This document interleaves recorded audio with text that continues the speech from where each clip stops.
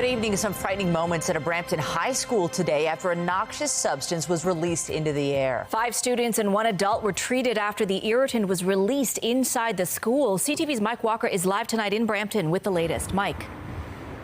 Well, this happened over the lunch hour here at Sandalwood Heights Secondary School. Police tell us they are still trying to determine what that substance was. Now, Peel police say they received a report that an aerosol device was sprayed inside the high school near Torbram Road and Sandalwood Parkway.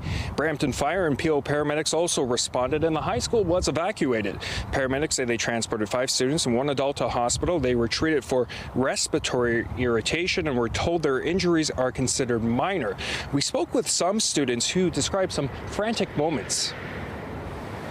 We were in the library, the alarm started going on. We came outside and everybody was just running, people were screaming, everybody's coughing. We were playing soccer at lunch and we go inside and we see a huge bear spray can get leaked, and we see a lot of students running outside, and it was pretty scary for us as kids while we were playing soccer to see a lot of people running. A spokesperson for the Peel District School Board issued a statement that reads, in part, with the safety of our students and staff in mind, school administrators and staff helped to evacuate students from the building, and police and emergency personnel were at the school to look into the situation and provide treatment for affected students and staff. Now, at this point, Peel Regional Police have released very few details about this incident. They tell us that their investigation is ongoing, and it's unclear at this point if charges will be laid. Reporting live in Brampton, I'm Mike Walker. Michelle, back to you. Thank you, Mike. And just ahead on CTV News at 6, we're learning more tonight about the charges laid against Ontario's self-described crypto king. John Woodward will be live in minutes with details on the police investigation and what comes next for investors who are missing money. All week, we've been highlighting how gridlock on the Gardiner, caused by an estimated 3 years worth of lane closures, is affecting those trying to get in and out of our city. And after hearing those stories, it appears City Council is now preparing to take action. CTV's Natalie Johnson has been driving our coverage that has councillors talking, and she joins us live at City Hall tonight with the latest. Natalie. That's right, Michelle. The consensus here at City Hall is that this latest round of Gardiner repairs has indeed been a tipping point for Toronto traffic. And City Council is now set to debate this item next week, going to take a look at how to accelerate this construction. It's a hurry up and wait scenario. Getting onto the Gardiner, where the signs warn of what's to come. You are backed up for kilometers in anticipation of this big merger. Lane closures that are a 30% cut to capacity between Dufferin and Strawn, part of a 3-year project to rehabilitate this stretch of expressway, tying up traffic, many say, worse than ever before. You can see people hot under the collar in the vehicles because they're sitting in the traffic and no work's going on.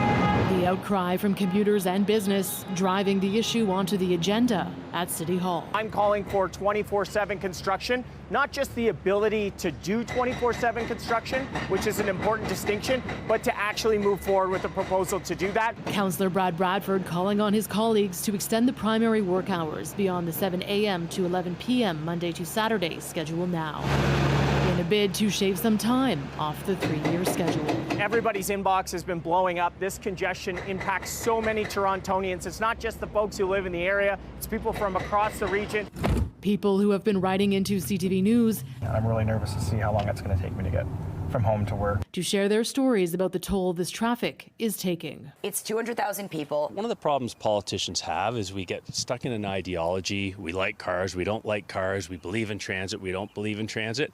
But you know, actually, as a result of your series, it's really about people, and we've seen the impact and that having people stuck in traffic because of this construction is having on people's lives. Question now for council is if and how to balance a call for around-the-clock construction with overnight noise. There are people who have severe reactions or who are severely affected by excessive noise, and it can affect sleep patterns. So the longer this work takes, the noise, the dust, the congestion, the intolerable traffic spilling out into the neighborhoods will continue. So it's better for the local neighborhoods along with everybody else to just get this work done. The council debate on speeding up this construction will go beyond the 24/7 strategy. Councillors will also consider the feasibility of using prefabrication technologies and assembling some components off-site. All in the name of tightening the timeline on a project that is keeping people in business out of the core. What I fear is that many people on the outer edges of the city will choose to go elsewhere rather than enjoy all of the things that our downtown has to offer. We've got to repair it. We can't have it falling down. We have to get people in and out of the city. As the Gardiner gridlock grows, I think 3 years is far too long. so too do calls to pick up the pace. City Council now on the case. Mayor Chow was asked today whether she would support this specific work to accelerate construction around the clock. She said she hadn't had a chance to look at this proposal just yet. Council will debate this item a week from today. Reporting live at City Hall, I'm Natalie Johnson. Zoraida, back to you. Thank you, Natalie. We'll have more news in a moment. Let's give you a live look outside right now. Beautiful end to the day today. Looks kind of hazy out there at this hour as well. Jessica Smith here now with a look at our current conditions. Feeling like summer today, Jess. It is. We have the heat, humidity, and that haze you mentioned. It is going to be a warm evening as well. So if you want to go outside, maybe go walk by the water. You're playing sports outside this evening. Water to drink is going to be a really good idea, and so is sunscreen as we head in towards the end of the day before the sun sets. Dry for now, but that changes into the day tomorrow. We're looking at temperatures in the kind of low to mid 20 range. Still a bit of a humidex as we enter the early part of our evening. As we make our way through the rest of our kind of late afternoon, early evening, overnight, we're going to hold on to a decent amount of warmth, and this carries into the day tomorrow. Right now through the islands and Pearson, between 17 and 20, manageable. Coming up, I'll have a full look at your long-range forecast. Right now, back to Zoraida. Thank you, Jessica. Still ahead, the province is calling on the city to back down on its plans to decriminalize small amounts of drugs for personal use.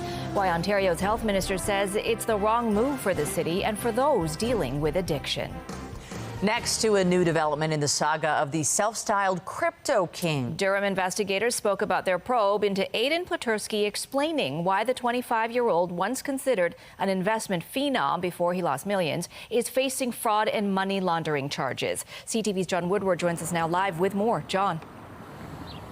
It's a significant development for people hoping for justice in the case, but for investors hoping to get back millions, the cash and the cryptocurrency are proving hard to find.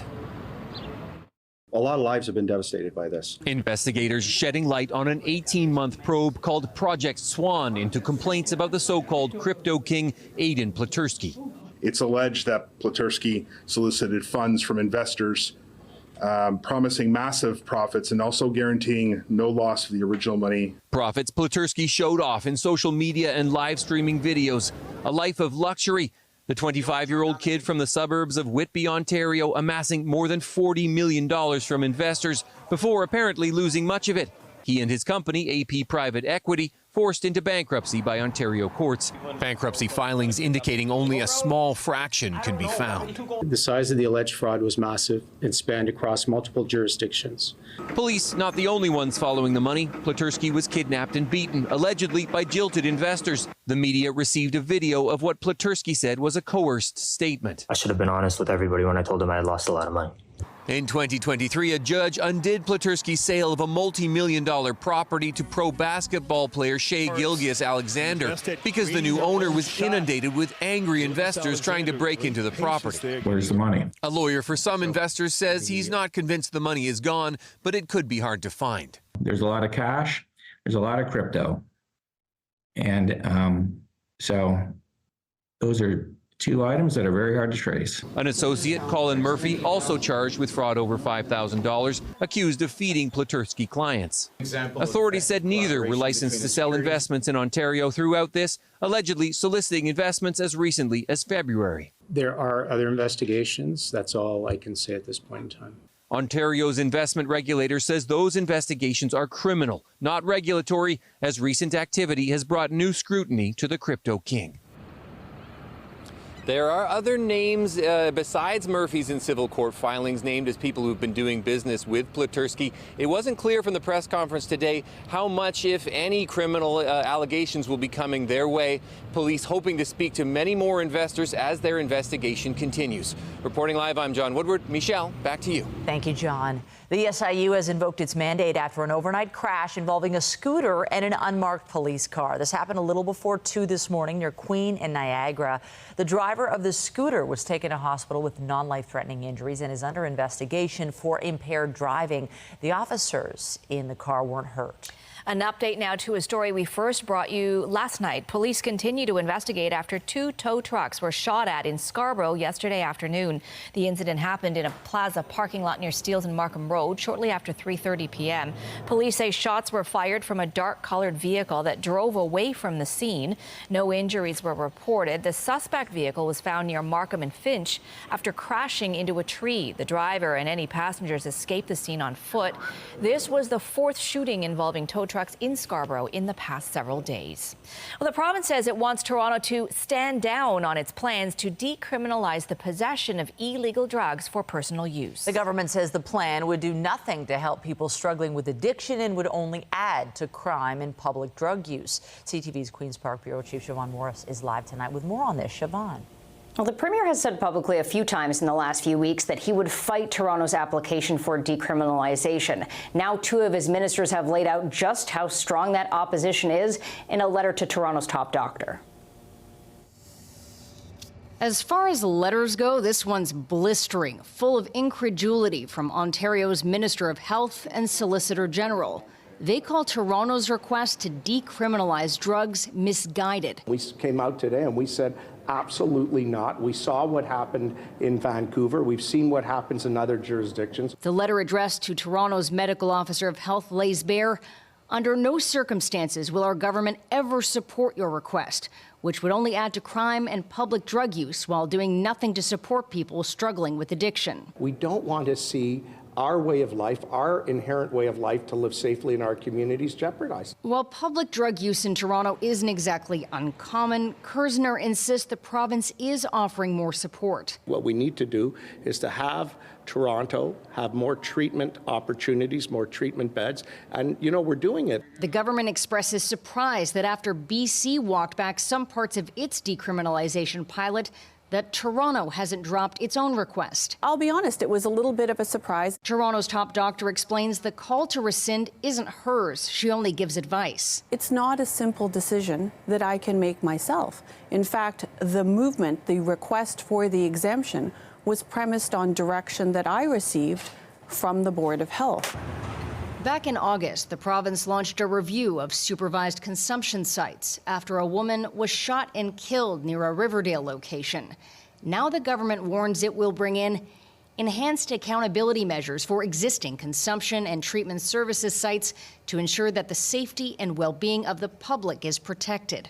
The NDP thought the review was just an excuse. To shut the supervised consumption site down, not have to fund them. Now there's worry about maintaining access to those sites. They are part of the treatment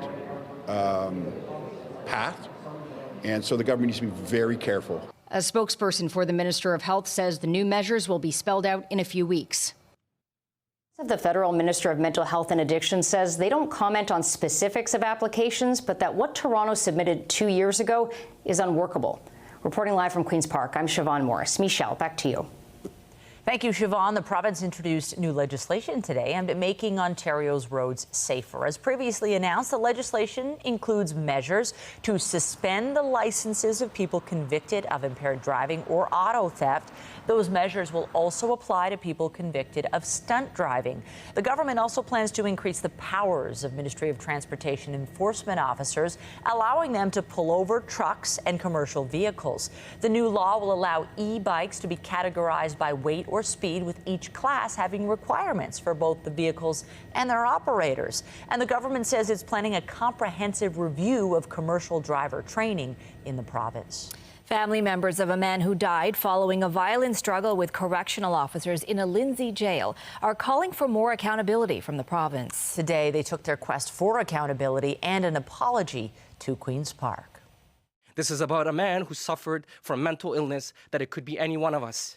Anger and deep hurt from the family of Suleiman Fakiri. He died in a Lindsay jail in 2016, shackled, pepper sprayed, face down, and wearing a spit hood, all while he was dealing with a schizoaffective disorder. My family deserves a public apology from Premier Doug Ford and the Ontario government for the beating death of Suleiman Fakiri. In December, a coroner's inquest determined that Suleiman's death was a homicide and issued 57 recommendations. The government was supposed to respond in 60 days. Yet almost 6 months since that inquest, the government has done nothing in addressing those inquest recommendations. Among them, recognizing that correctional facilities are not an appropriate environment for persons in custody who are experiencing significant mental health issues. Something advocates say would be a bare minimum. It's a fight that continues to stir up a lot of emotion. Will you give the Fakiri family the apology they deserve for Solomon's tragic and preventable death?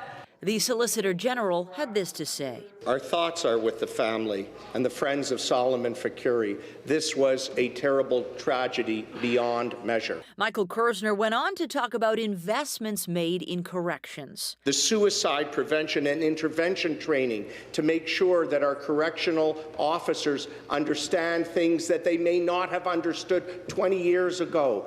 For the Fakiri family, it's not nearly enough. There's going to be another Suleiman. If the government continues to be indifferent, we have to act now because there's lives that are at stake. The province has told childcare centres that it will implement a new way of funding the national $10 a day program starting next year.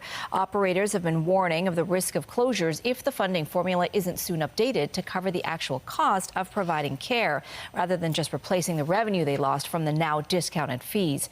In the past, childcare centres raised fees to cover additional expenses, but any operator that wanted to join the national plan had to freeze its fees in March of 2022. That means the government's revenue replacement model is based on rates that don't actually reflect the true current cost of providing care. An apology today from the head of the TTC after an oil spill led to a massive subway shutdown earlier this week. We've had 10 spills in the course of the last 5 years and 7 of them in this year. You know, when you have a spill, the staff do a great job getting in, cleaning it, maintaining the equipment, but something's off this year. Rick Leary says a forensic expert has been brought in to lead the investigation into what is causing the issue. A stretch of Line 2 was shut down for 12 hours Monday because of a leak, leading to commuter chaos as thousands of TTC customers waited for shuttle bus replacements. Leary says a thorough review into the root causes behind the service outage is underway. At a meeting of the TTC board today, councillors called for answers. If there was just one isolated incident, I think more people could understand that it's just something that needs to get fixed. What is coming out is that there have been repeated incidents of hydraulic oil leaks over the past few months, and it just keeps happening along with other maintenance issues, which begs the question, is there something bigger that's going on that has not been disclosed to the public? Meanwhile, the chair of the TTC has responded to a request from ATU Local 113 for a no-board report. Jamal Meyer says both sides remain at the bargaining table, and he is confident both sides are working to negotiate a fair deal. The union, which represents some 12,000 transit workers, has requested the report, saying that they have been bargaining since early February. 17 days after the report is granted, the union will be able to take legal job action. Local 113 members voted overwhelmingly in support of a strike mandate at the end of last month. We turn now to the wildfires in BC, where close to 5,000 people in Fort Nelson have been out of their homes for almost a week. Today, a change in the weather offered a new reason for optimism, but the reality of what's been lost is now starting to sink in. CTV's Andrew Johnson has the latest. As thick wildfire smoke blankets the Peace River Valley, word is spreading among evacuees in Fort St. John. Rain is falling back home. Lovely. Just lovely. It can pour down. Fort Nelson's mayor, who stayed behind when close to 5,000 others were forced to leave, confirmed it himself. Yes, it is. It's raining. It's not raining hard, but it's been a steady rain, and you can see by the road behind me there's standing water. It's a badly needed glimmer of hope during a terrifying week. The 127 square kilometer Parker Lake fire is only 2 kilometers from Fort Nelson, and it has already destroyed homes on the outskirts of town. It hurts because these houses, they're been there for a long time, and now when they don't have anything to go home to, it's killer. Officials have not yet confirmed how many properties have been lost. The chatter among evacuees passed along from people who defied the evacuation order is 6 or 7. I just hope I get to go home I miss my home. 28 years of my life there, and it kills me to know that fire is as big as it is. Despite the break in the weather that's helping firefighters, Fort Nelson is also facing a dual threat: the Parker Lake fire on its doorstep and a second monster fire 25 kilometers to the north that's been burning since 2023 that is now getting closer. And that looming second fire that's still getting larger could complicate when evacuees can return home. Officials are worried if they get the all clear to bring people back to Fort Nelson, they may just have to leave again a few days later if the second fire becomes a threat. Andrew Johnson, CTV News, Fort St. John. Improved weather conditions are also helping crews battle that wildfire near Fort McMurray, Alberta. We've seen no growth on the fire in the last 24 hours, so that is very welcoming for us. Crews were very successful in building containment lines yesterday. We had lower fire behavior due to the lower temperatures and higher humidities in the area. 4 neighborhoods are still under evacuation orders today, while the rest of the city is on alert to leave if need be. The fire is about 4.5 kilometers from the intersection of 2 key highways. Manitoba is getting funding to support its wildfire response. I'm here to announce a $19.2 million investment to enhance Manitoba's readiness and capacity to prepare and respond to wildfires. The federal government and the province are providing the money. There are 111 wildfires burning across the country, 26 considered out of control. This week, a fire in northern Manitoba prompted the evacuation of the community of Cranberry Portage.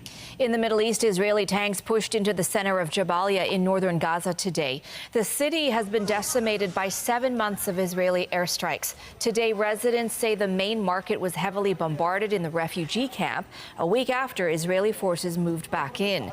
Israel says it has eliminated many gunmen in the region, but had no comment on developments there today. In the south, Israel continued aerial and ground bombardments in Rafah. Medics say 1 shell landed in a square, killing 1 person and wounding others. In The Hague, South Africa asked the International Court of Justice today to order a halt to Israel's Rafah offensive.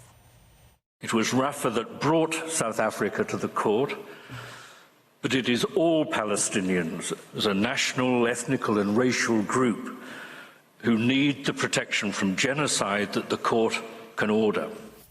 The South Africans say the situation in Gaza has reached a new and horrific stage and has changed drastically since they were last at the court. Israel will be allowed to respond tomorrow. In December, South Africa accused it of genocide, which Israel denied. New satellite images show the volume of people who have fled Rafah amid the Israeli military operations. They show areas of the city filled with thousands of tents and teeming with people. On May 4th, and just 11 days later, the satellite captured the same areas, which are now nearly empty. A floating pier that will be used to receive aid for the Gaza Strip was anchored to a beach today. The U.S. says it expects to start getting fuel and other supplies into the territory via the temporary pier in the coming days. Boatloads of aid will be deposited at a port facility just southwest of Gaza City and then distributed by the World Food Program. The route is designed to bolster the amount of supplies getting into the Gaza Strip. But the UN and aid groups stress that deliveries by land are the most effective and efficient method. Today, a ship was anchored off the coast as officials are poised to begin ferrying badly needed aid into the enclave. The Canadian government imposed sanctions today on what it calls extremist Israeli settlers in the West Bank. Settler violence in the occupied territory is of growing concern among Israel's Western allies. The Canadian penalties have been slapped on 4 individuals accused of engaging directly or indirectly in violence against Palestinians and their property. The sanctions prohibit dealings related to the individuals and ban them from Canada. Foreign Affairs says it is weighing additional measures to deter further violence. Ukraine's president traveled to Kharkiv today as a Russian offensive continues in the north of the region. Volodymyr Zelensky visited wounded soldiers in a military hospital. It happened as military officials in Kyiv said Ukrainian units battling in the northeastern town of Vovchansk had halted a Russian advance. Moscow's offensive has added pressure to Ukraine's forces, which are waiting for deliveries of weapons and ammunition from Western countries. The leaders of Russia and China reaffirmed their no-limits partnership during a meeting in Beijing. Vladimir Putin and Xi Jinping met as both countries face rising tensions with the West. And today they criticized U.S. military alliances in Asia and the Pacific region. China is one of Russia's strongest allies and trading partners. Coming up, police set their sights on the waterfront, gearing up for May-long weekend festivities, working to avoid a repeat of the out-of-control behavior seen in recent years. And we've been seeing some fairly seasonal weather over the majority of this week, but as we step into the long weekend, we're climbing above that seasonal norm of about 19.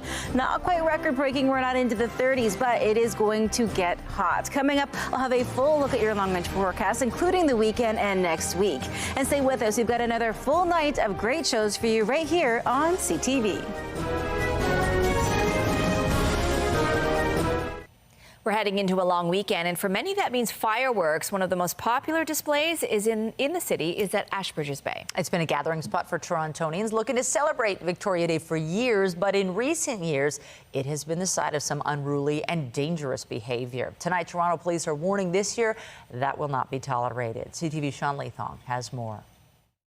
If you're coming down to the beach this May-long weekend, just know police will be here. We will have officers on bicycle, on foot patrol, and on ATVs in the beach area. Toronto police announcing today that there will be an increased presence for the holiday weekend in an effort to control crowds, especially for Monday night's fireworks, and they want to remind people. Please do not bring your own fireworks to the beach. 2 years ago, an officer was hurt as several people were firing fireworks at each other, along with shootings and assaults. 19 people were arrested in 2022. Our mounted officers, while on the horses, had fireworks shot at both the officers and the horses. There are often groups that will engage in firework wars where they shoot fireworks at each other. There are several signs posted along the beach, as well as cameras set up by police atop Woodbine Bathing Station. Right here is the center of it all, Woodbine Bathing Station. Police say that bringing your own fireworks can land you a $1,000 fine. 17-year-old Mateo says his friend didn't know about the bylaw and was briefly detained by police last Canada Day. He lit two off by the beach, and then a bunch of cops came. While police say much of this has to do with education, many along the boardwalk say they still don't feel safe during the fireworks. It's pandemonium. It's not safe. I have young kids. There's no way. There's no way. People are pointing fireworks at each other. That's crazy. I remember as a kid it was really fun and super safe and stuff. I don't remember that ever happening, but for some reason over the past couple of years it's just become a thing. Police began stepping up their presence last year and say there were no incidents last May-long weekend.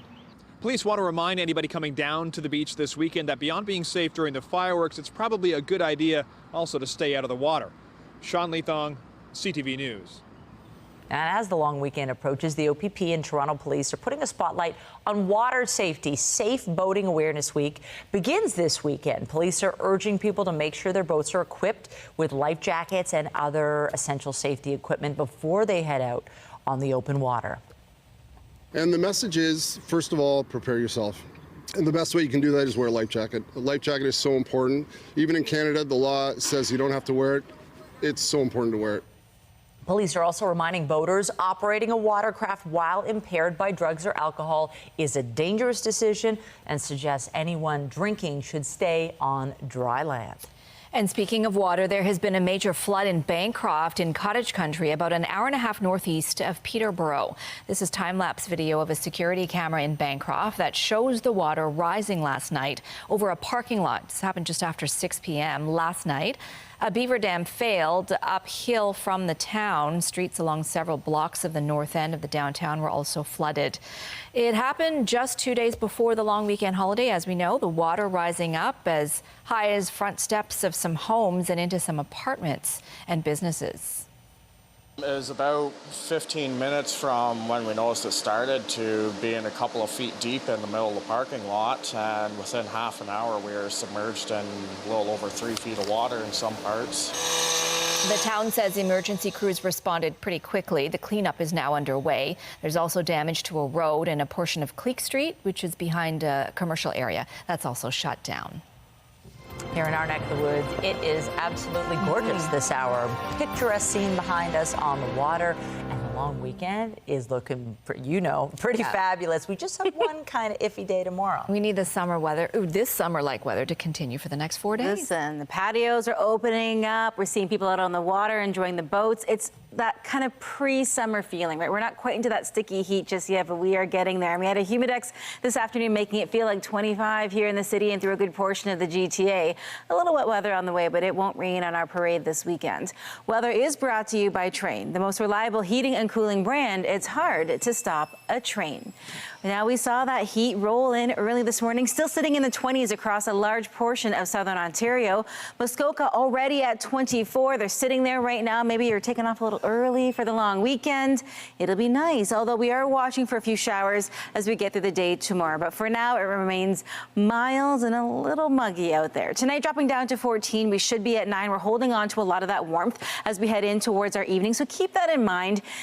It isn't anything record-breaking, but it can be a little challenging if you don't have AC, and everybody kind of hovering between about 11 and 14 degrees. Getting into the day tomorrow, the most seasonal day that we are going to have for quite some time, and that's as this system rolls through bringing some showers. It's not a wash of a day, but a good idea to keep the rain gear handy. We were nice and clear today, but there's that system that's going to push its way in as we head throughout the afternoon. The bulk of this front sitting just south of us, but we will get the little bit of a afternoon blip as we head in towards that midpoint of our day. For the rest of our evening, though, it's pretty nice out there. A few light clouds. It'll be really comfortable as we head in towards the night. But as we make our way through about 8 a.m. tomorrow, it starts in that southwestern corner and then makes its way in towards the GTA, the downtown core, as we head in towards the midpoint of our day and carries right through to the early evening. Now, as we get in towards about midnight, the bulk of this pushes out. And as we get in towards our Saturday morning, a few light clouds, and then it will kind of clear as we head into the afternoon. So we could see some lingering showers early on in and around southern Ontario, but for the most part, the GTA staying nice and clear. Temperature-wise, again, that daytime high tomorrow is the closest to seasonal that we have over the next 5 to 7 days. Those overnight lows holding on. We should be at 9. We'll be at about 13, 14 for almost the entire weekend. Through your Saturday, Sunday, Monday, into that mid-20 range, and then you factor in that little bit of a humidex we have, it'll feel closer to the upper 20s. As we get in towards the beginning of next week, if you're looking at a short work and school week for those who maybe aren't working on Monday, we're looking at 24 degrees for our Tuesday. Lots of sunshine. That heat builds back up, the perfect recipe for some showers, and that's how we get through our Wednesday. But don't worry, the sun comes back out, and we're looking at a fantastic, I call it pre-summer-like forecast as we head in towards the long weekend. Zoraida. Thank you, Jessica. Also tonight, a great in the world of sports broadcasting gone too soon. Remembering TSN anchor Darren Dutchyshen, who lost his battle with prostate cancer at 57. Pearson Airport is buzzing with activity, but we're not talking about the planes. The airport is home to an apiary, which officials say helps keep Pearson's green spaces growing and provides a sweet reward on the side. CTV's John Musselman has more. Beekeeper Kildeep Giselle figures he's been stung more than 1,000 times over the past decade. Unlike us, though, he doesn't need the extra protection. You know, they know they're beekeeper, and I'm very calm and very collective with them. Giselle takes care of nearly 80,000 honeybees. The apiary has a unique location in the northwest portion of Pearson Airport. Still that nectar water-looking thing? Yeah. So that's fresh nectar collected from the flowers, and the bees bring it back, and they add it to the cell.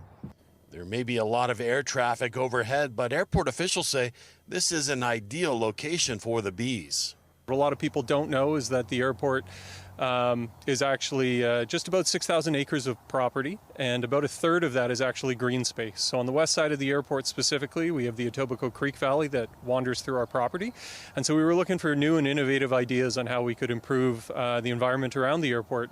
Bees are big pollinators. It's estimated nearly 75% of crops are dependent on bees like these ones. The bees store more honey than they actually need. And as a beekeeper, we make sure we treat it as a livestock, so it makes sure the colony is healthy, there's enough room to grow. This is the 10th year of operation at Pearson. Giselle does this as a hobby. He checks in on the hives every 2 weeks. His full-time job is working as an agent with Canadian Border Services at Pearson. And what about all that delicious honey? We distribute it through different local events to both community members, local organizations, and GTA and airport employees. How's it taste? Have you ever had it? Yeah, the honey tastes amazing. John Musselman, CTV News in Mississauga. According to a new study, cutting animal products out of your diet significantly reduces your risk of serious diseases. According to a new analysis of more than 20 years of research, eating a vegan, vegetarian, or lacto-ovo-vegetarian diet cuts the risk of developing cancer, heart disease, and dying from cardiovascular disease. The study found the diet lowers blood pressure and cholesterol and has a protective effect for cancers including liver, colon, pancreas, lung, and prostate. But other unhealthy choices like fruit juice, refined grains, and potato chips may counter the positives of a plant-based diet. The makers of diabetes drug Ozempic, which is also used as a weight loss drug, are looking into an unexpected side effect. Thousands of people taking the medication have reported that it lessens their desire to drink alcohol. Novo Nordisk plans to study the phenomenon. It will assess the effect of semaglutide, the active ingredient in Ozempic, on alcohol consumption in a new clinical trial. Still ahead on CTV News at 6, it's down to the wire for the PWHL Toronto. A double overtime loss has sent their playoff series to Game 5.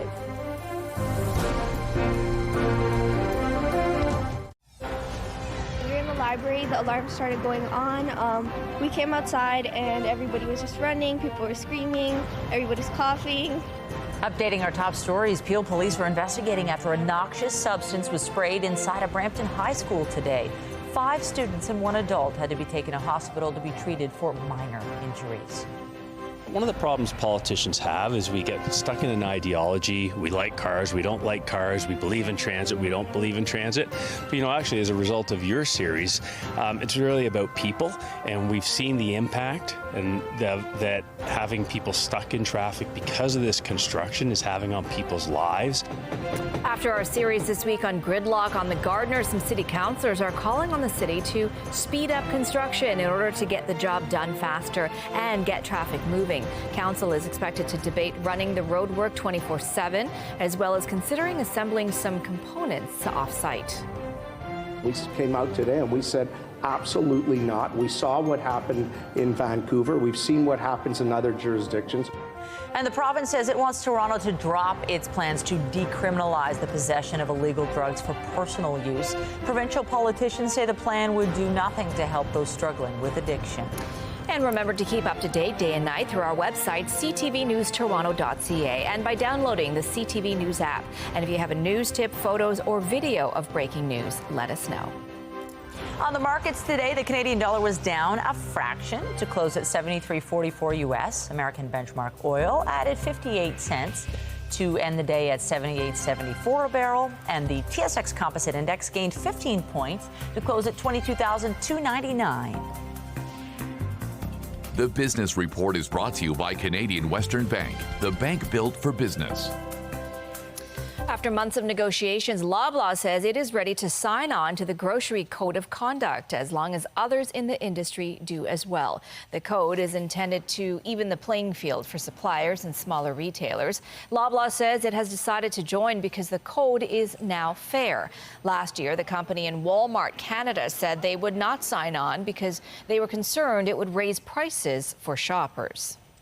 A collaboration between the Toronto Public Library and the city's biggest attractions is expanding. The CN Tower is now the latest landmark to offer free admission to those with a library card. The program, which started in 2007, includes some of the most popular attractions, including the Toronto Zoo, Science Centre, Art Gallery, Ripley's Aquarium, the Aga Khan Museum, and the Toronto Symphony Orchestra. Groups of up to 2 adults and 4 children can get free general admission passes via the library website, subject to availability. Major renovations have begun at Hamilton's First Ontario Centre. The $280 million renovation project is expected to last 14 months and will see a complete transformation of the facility. One of the major upgrades to the arena include increased capacity, which will allow the centre to host up to 1,800 people at a time. The Professional Women's Hockey League playoff series between Toronto and Minnesota is now heading to a 5th and deciding Game 5.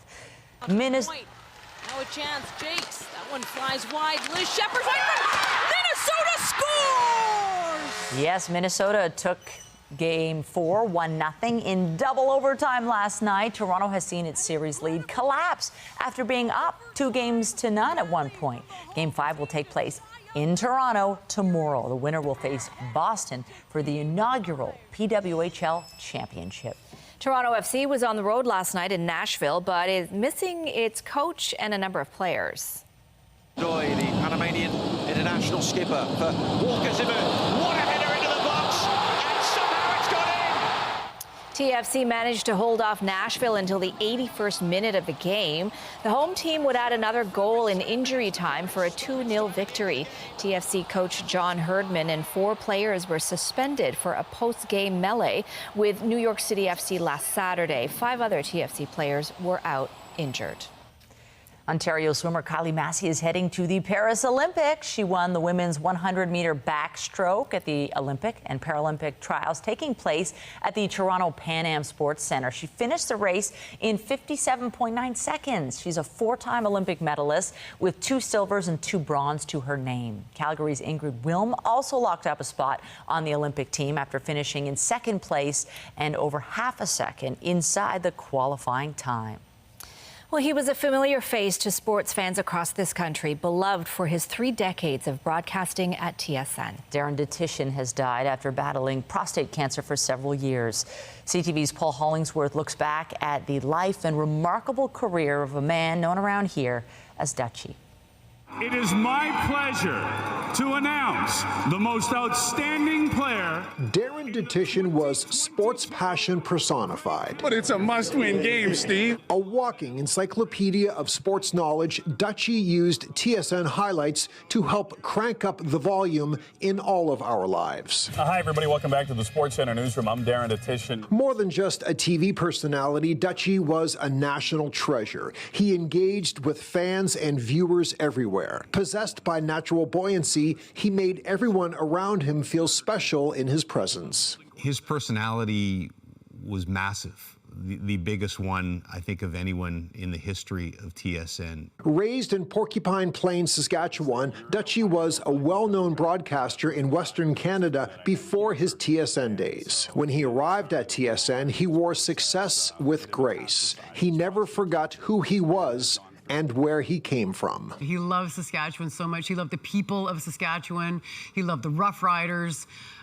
He loved everything about small-town Canada. Youthful, energetic, he was up for anything. And his partner on the beat, Darren Dutchyshen. Together, they are Brodsky and Dutch. You know, some of the most fun I think I've ever had in this business, doing a promo for the show called Sports Desk back then. Diagnosed with prostate cancer in 2021, Dutchy stepped away from the TV studio for treatment. His real-life TSN turning point came when he returned to SportsCenter following a 12-month absence. For those of us who worked with him, he was an absolute gift because he chose to come back and host SportsCenter for a year. Still battling cancer, it was a showcase of character and bravery. When you wake up in the morning, you need a purpose. And to just kind of lie around, especially in being so young, with still so much to give, I think it just made his day just a little bit better. He was able to return to the job he loved so much. And I feel really, really good. And the place that I feel best is right here. And we are all better to have known him and watched him. Darren Dutchyshen was 57. Paul Hollingsworth, CTV News. Coming up after the break, the Toronto Zoo welcomes adorable new residents, a pair of snow leopard cubs sure to capture hearts. We'll introduce you to the brand new duo after the break. Finally, tonight, we have some furry new residents at the Toronto Zoo to introduce you to. After a 97-day pregnancy, 3-year-old Jita, the snow leopard, gave birth to 2 cubs earlier this week. Zoo staff say they noticed Jita preparing to deliver at about 7:30 on Monday night. The first cub was born 15 minutes later, the second in the early hours of Tuesday morning. Officials say Jita is adapting to motherhood well. She's nursing, grooming, and cuddling her cubs. The cubs are not currently visible to zoo visitors and are being monitored by CCTV cameras in order to minimize any disruptions to the bonding between mother and cubs, and they are very cute. Welcome to the world, little ones. And we will be welcoming beautiful, long weekend weather. We're almost there, but we do have an unsettled day before. Yes, so we kind of see all this heat building up. And when we get into this time of year, all that heat bubbling up creates some showers and some thunderstorm potential. So we have that as we head into the day tomorrow. Not a wash of a day, likely dry for that morning commute. And then late morning into the early evening, we see some spotty showers, even the risk of thunderstorms. But for now, it is dry and it is warm. We're sitting at 20 still here in the city, 24 through Bancroft, 19 in Niagara, and 22 through Windsor. Throughout the day tomorrow, the kids won't need the layers. Obviously, it's still quite mild, but the rain gear probably for the school pickup at the end of the day. So just keep that in mind. We're looking at those showers rolling in just in time to wrap up our day on Friday. But that's, by the time we step into the weekend, we're into the 20s and a whole lot of sunshine out there. And a reminder about the new Lotto 649 with 2 big jackpots to be won, on one ticket. Saturday's classic jackpot is $5 million. And the new Gold Ball jackpot is $50 million. You can head to olg.ca for more information. Thanks, Jess. And be sure to join Omar Sajidina tonight at 11 for CTV National News. And I'll have our next local newscast at 11:30. In the meantime, our coverage continues anytime on CP24 and online at ctvnewstoronto.ca. For Jessica Smith and all of us here at CTV News, thanks for watching. Have a good night. We'll see you at 11:30.